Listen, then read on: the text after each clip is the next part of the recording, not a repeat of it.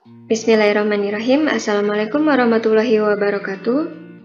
Kali ini kita akan membahas tentang soal serta pembahasannya untuk persiapan penilaian tengah semester genap kelas 11 semester 2. Langsung aja ke nomor 1. Berdasarkan data percobaan sebagai berikut. Larutan yang bersifat basa adalah yang A memerahkan lakmus merah dan memerahkan lakmus biru, berarti ini bersifat asam.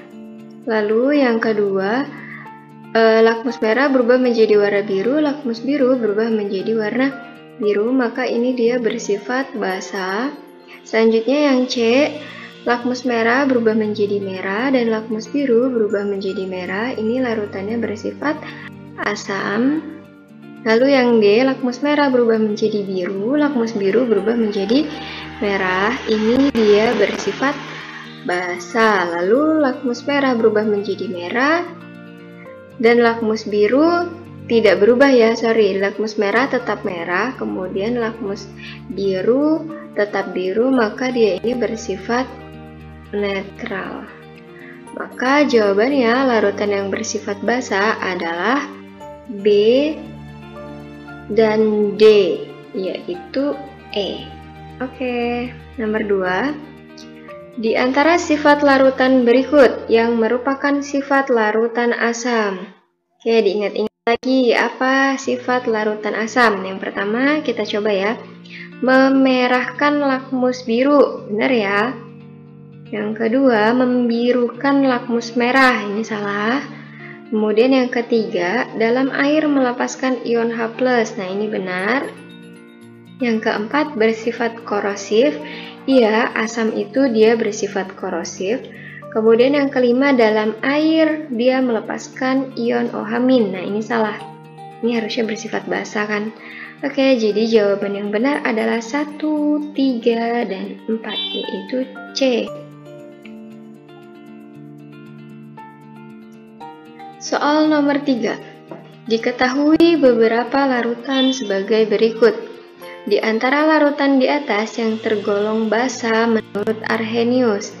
Nah, ingat, basa menurut Arrhenius itu adalah yang melepaskan OH- di dalam air, menghasilkan OH- di dalam air itu ya. Oke.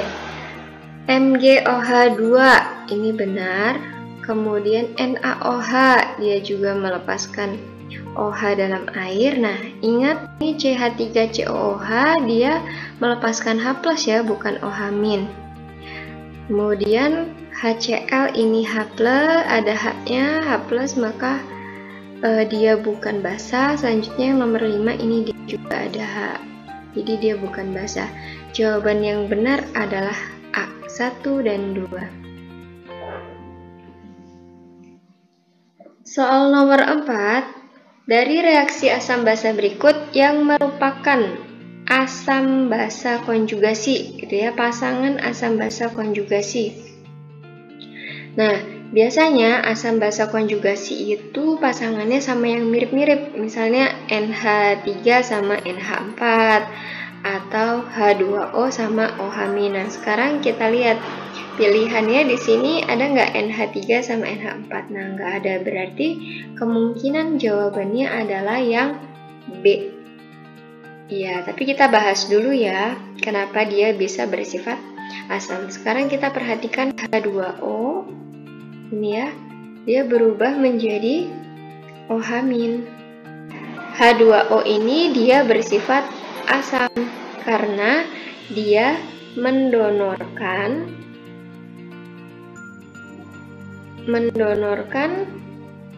H+, sehingga menjadi OH-. Nah, sehingga bersifat asam, sedangkan OH-nya sendiri ini bersifat basa. Soal nomor 5, diketahui data sebagai berikut.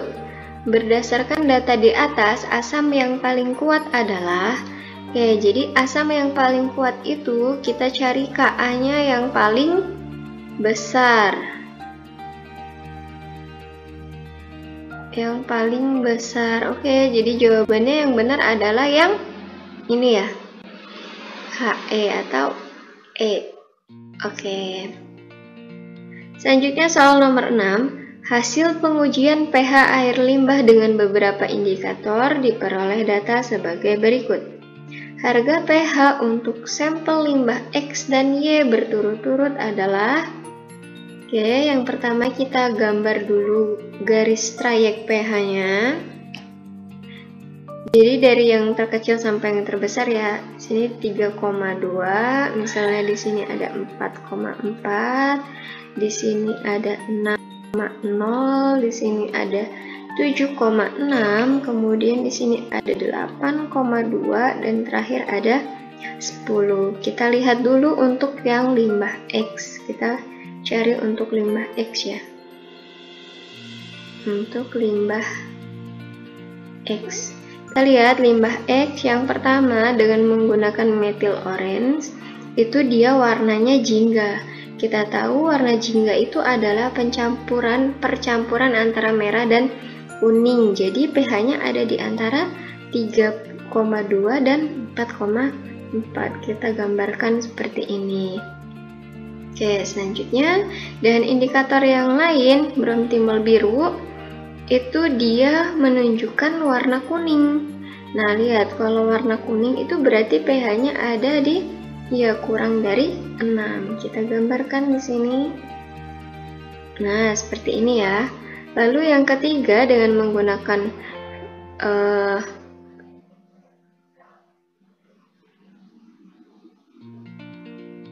indikator PP, maka dia warnanya TB atau tidak berwarna, sehingga pH-nya kurang dari 8,2. Kita gambarkan di sini. Nah, kita arsir yang mencakup ketiga garis ini. Nah, ini kan.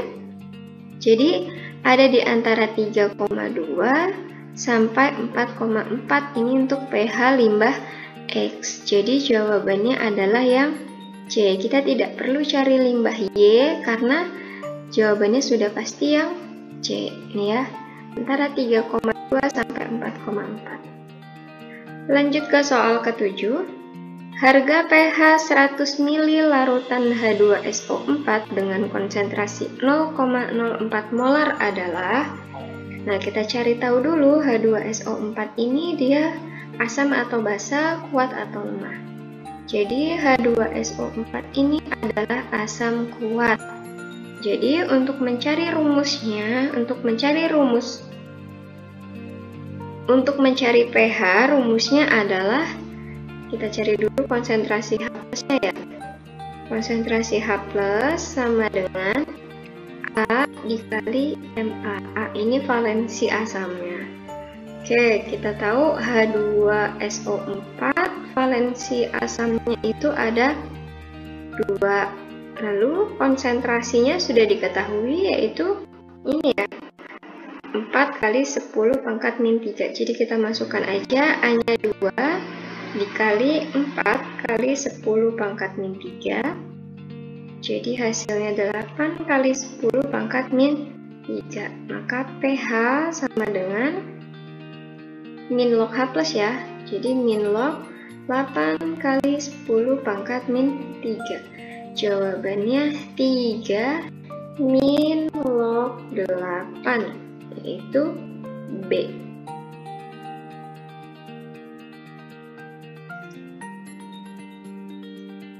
Soal nomor 8. Larutan NH4OH 0,001 molar dengan Kb 1 kali 10 pangkat min 5 memiliki pH sebesar.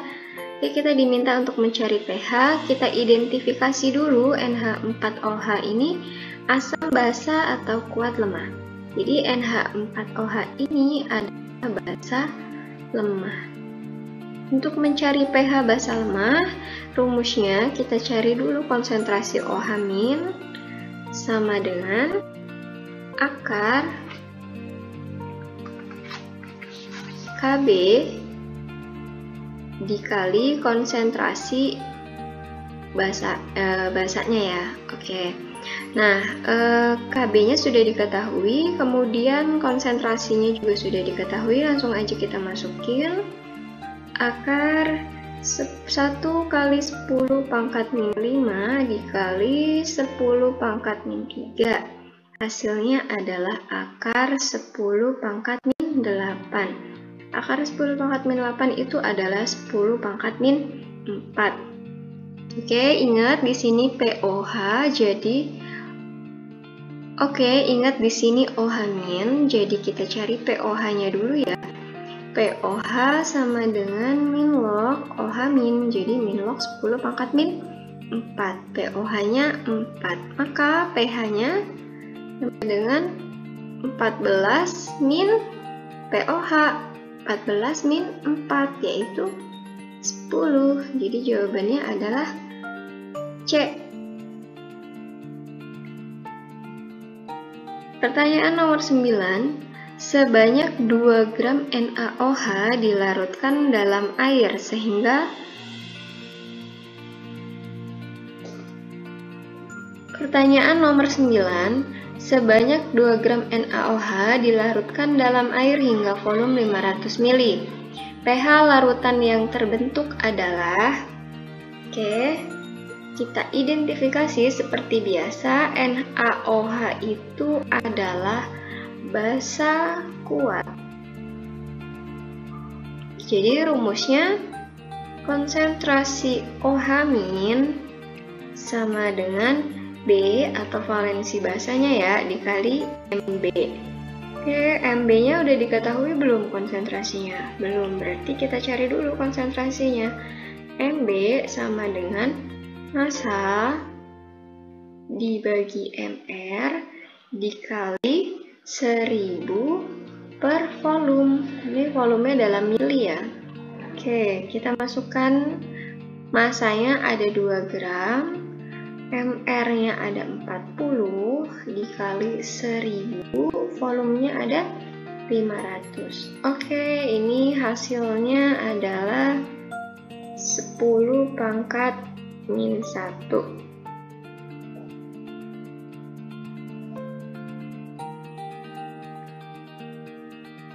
Selanjutnya kita kembali ke sini ya.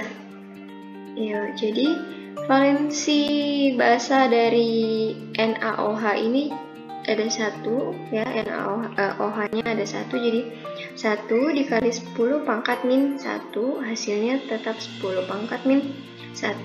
Maka POH, ingat ya, POH-nya min log OH min, jadi min log 10 pangkat min 1, yaitu 1.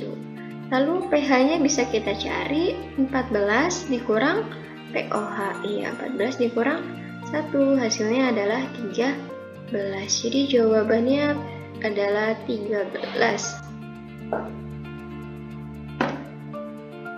Soal ke-10. Grafik yang menunjukkan titrasi larutan HCl oleh NaOH adalah, nah ini, kalau untuk cari grafik konsentrasi itu berarti kan kita cari titik awal sama titik akhirnya ya. Nah, titik awal itu adalah zat, kita lihat zat yang dititrasi. Zat yang dititrasi. Oke, kemudian untuk mencari titik akhir itu kita lihat zat yang mentitrasi.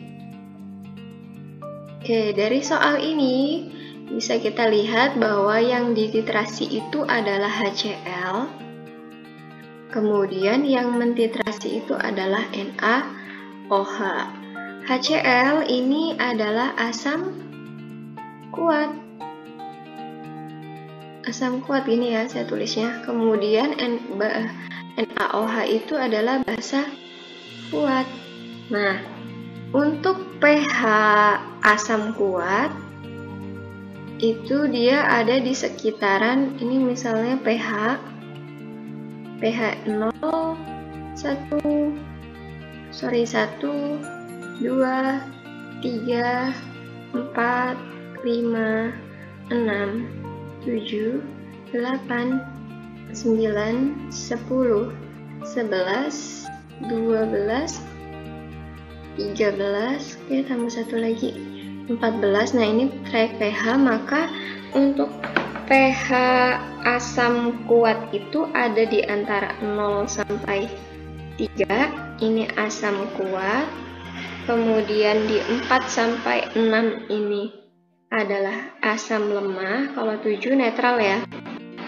Kemudian 8 sampai 11 ini adalah basa lemah, dan 12 sampai 14 ini basa kuat. Oke, ini hanya perkiraan secara umum ya. Oke, nah jadi untuk titik awal titrasi, karena dia HCl, asam kuat, kira-kira pH-nya itu ada di antara 0 sampai 3. Nah, kita lihat di sini, ini pH-nya yang ke atas ya, ini pH 0 sampai 7 dan lainnya. Nah, berarti gambar yang memungkinkan adalah yang A dan yang B. Ini titik awalnya pH-nya kan ada di bawah nih, kan dari 0, 1, 2, 3, 4, 5, 6, 7. Oke, berarti ini udah pasti salah, ini udah pasti salah, ini juga udah pasti salah, karena dia ini nggak sampai bawah ya. Oke, nah terus titik akhirnya, kita lihat titik akhirnya itu ada si NaOH. NaOH itu basa kuat, berarti kan pH-nya ada di sekitar 12 sampai 14. Oke, jadi ini titik akhirnya. Jawaban yang benar adalah A. Karena kalau yang B ini terkesannya pH-nya masih di sekitaran 8 ya. Oke. Jadi jawaban yang benar adalah A. Soal nomor 11. Di antara garam-garam berikut yang memerahkan lakmus biru. Ingat, memerahkan lakmus biru berarti dia garamnya bersifat asam. Oke, kalau garam yang bersifat asam, dia itu terdiri dari asam kuat dan basa lemah. Oke, kita cari garam mana yang terdiri dari asam kuat dan basa lemah. KCl ini dia berasal dari basa kuat dan asam kuat, maka dia netral, salah ya. Kemudian yang kedua, NH4CN ini berasal dari NH4OH basa lemah, dan HCN asam lemah, jadi ini salah. Kemudian CH3COONA ini berasal dari CH3COOH asam lemah dan NaOH basa kuat. Nah, ini bersifat basa nih ya. Oke, salah berarti. Kemudian yang ini CH3COOK, ini dia juga berasal dari asam lemah CH3COOH, dan KOH ini basa kuat, jadi ini bersifat basa. Nah, yang E, NH4Cl, ini dia berasal dari NH4OH basa lemah, dan HCl asam kuat. Nah, ini jadi jawabannya yang benar adalah yang E. Soal nomor 12, di antara garam-garam berikut yang mengalami hidrolisis total. Hidrolisis total itu berarti berasal dari asam lemah plus basa lemah. Itu kan? Oke, mana yang terdiri dari asam lemah dan basa lemah? NaCl ini dari basa kuat dan asam kuat. NH4NO3 ini terdiri dari basa lemah dan asam kuat. Oke, salah. Kemudian yang CNH4HCN ini terdiri dari basa lemah dan HCN asam lemah. Jadi jawabannya yang C. Soal nomor 13. Harga pH larutan CH3COONA 0,1 molar. Jika Ka dari CH3COOH adalah 1 kali 10 pangkat min 5 adalah diminta untuk mencari pH. Kita cari tahu dulu, kira-kira NH3COONA ini sifatnya apa sih? Nah, kita lihat di sini ada Na, berasal dari basa kuat, berarti dia ini bersifat garam yang bersifat basa. Oke, untuk mencari rumus pH yang bersifat basa untuk garam hidrolisis itu rumusnya konsentrasi OH- sama dengan akar KW per Ka dikali konsentrasi garamnya. Oke, KW itu kan 10 pangkat min 14, kemudian Ka-nya sudah diketahui, konsentrasi garamnya juga sudah diketahui, jadi bisa langsung kita masukkan 10 pangkat min 14 per 1 kali 10 pangkat min 5, konsentrasinya itu 10 pangkat min 1, maka hasilnya adalah akar 10 pangkat min 10 itu sama dengan 10 pangkat min 5, maka POH sama dengan min log OH min ya, jadi min log 10 pangkat min 5 yaitu 5, maka pH-nya adalah 14 dikurang POH, 14 dikurang 5 yaitu 9. Jawabannya D. Soal nomor 14. Garam CH3COOK dilarutkan dalam air akan mengalami hidrolisis sebagian. Oke, benar ya. Nah, persamaan reaksi hidrolisisnya adalah, kita lihat CH3COOK itu kita uraikan dulu, dia terdiri dari basa siapa dan asam siapa. CH3COOK itu terdiri dari CH3COO- plus K+. Nah, ingat, kalau yang terhidrolisis itu adalah yang lemah. Ini yang terhidrolisis. Jadi yang terhidrolisis adalah CH3COO-. Jawaban yang benar adalah D. Nomor 15. Sebanyak 0,02 mol NH3 dengan Kb 1 kali 10 pangkat min 5 dilarutkan dalam air hingga volumenya 200 ml. Maka derajat ionisasi dari larutan tersebut adalah, untuk mencari derajat ionisasi untuk basa lemah itu rumusnya adalah alfa sama dengan akar Kb dibagi dengan konsentrasi. Konsentrasinya udah diketahui belum ya? Oke, kita cari konsentrasinya dulu. M itu sama dengan mol per volume. Ini volumenya dalam liter. Oke, molnya 0,02, maka volumenya 200 ml. Kita ubah dulu ke 0,2 liter ya. Jadi jawabannya 10 pangkat min 1. Langsung kita masukkan ke rumus. Ini ya. Jadi akar 1 kali 10 pangkat min 5 dibagi dengan 10 pangkat min 1. Oke, sama dengan akar 10 pangkat min 4. Akar 10 pangkat min 4 itu sama dengan 10 pangkat min 2. Nah, 10 pangkat min 2 ini sama dengan 1%. Jadi jawaban yang benar adalah A. Oke, terima kasih. Sekian dari saya. Semoga sukses ujiannya, mendapatkan nilai yang besar dan berkah. Don't forget to subscribe, like, comment, and share video ini. Saya akhiri. Wassalamualaikum warahmatullahi wabarakatuh.